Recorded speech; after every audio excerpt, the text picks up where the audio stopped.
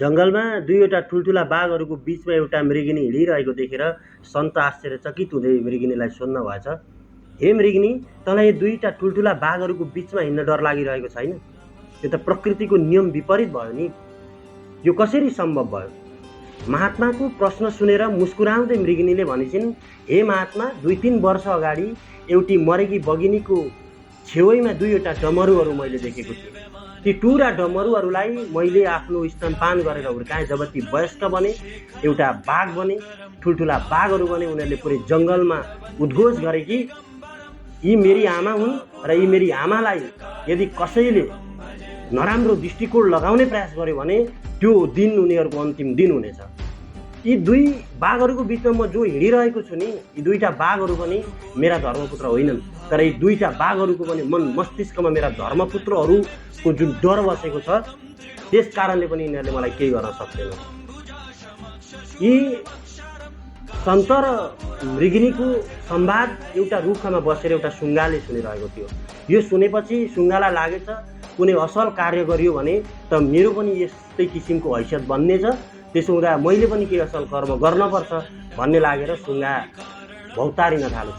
भौतारिने क्रममा कहीँ जङ्गलको बिचमा एउटा सर्प काँडाहरूमा उनिएर बसेको रहेछ र सुङ्गाले त्यो काँडाहरू निकालेर सर्पलाई उद्धार गरेछ र उद्धारपछि उनको उपचार गरेछ। उपचारबाट जब सर्प अलिकै हदसम्म ठिक हुँदै गयो, त्यो ठिक हुँदै गइसकेपछि सर्पले सुङ्गालाई नै डसेछ। जब सुङ्गा मरणासन्न अवस्थामा पुग्यो अनि तिनै सन्तले सुङ्गालाई भेट्न भएछ र सुङ्गालाई सोध्न भएछ, हे सुङ्गा, तँ यो हालतमा कसरी पुग्यो? तँ त 37 मैले देख्दा तँलाई भेट्दा तँ सही अवस्थामा थियो। सुङ्गाले रुँदै रुँदै भनेछन्, हे महात्मा, मैले एउटा घाइते उल्झन्न परेको सर्पको उद्धार गरेँ र अन्तिममा सर्पले मलाई नै डस्यो।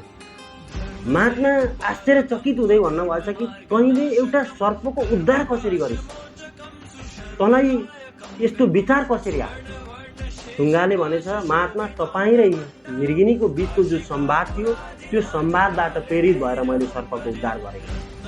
सन्तले एकदम चिन्तित भावमा भन्नुभएछ, हे सुङ्गा, तैँले यो के गरिस्? सहयोग, उद्धार र समर्थन बाघको बच्चाहरूलाई गर्ने हो, सर्पको बच्चाहरूलाई होइन। बाघको बच्चालाई उद्धार गरियो, सहयोग गरियो, समर्थन गरियो भने त्यसले तिमीलाई छत्र छाया दिन्छ, तर सर्पको बच्चाले गर्ने भनेको डस्ने नै हो। आजको नेपाली राजनीतिमा हामीले बाघको बच्चा र सर्पको बच्चा छुट्याउन जरुरी छ। कसरी भन्दा तिनका इतिहास, तिनका वर्तमान, तिनीहरूका हिजोका गतिविधिहरू छुट्याउनुहोस्। हामी राम्रा नराम्रा, सही गलत छुट्याउने बाहनामा, कुनै चिजबाट प्रेरित हुने बाहनामा कतै सर्पका बच्चाहरूलाई दुध पिलाइ त रहेका छैनौँ। होसियार रहनुहोला।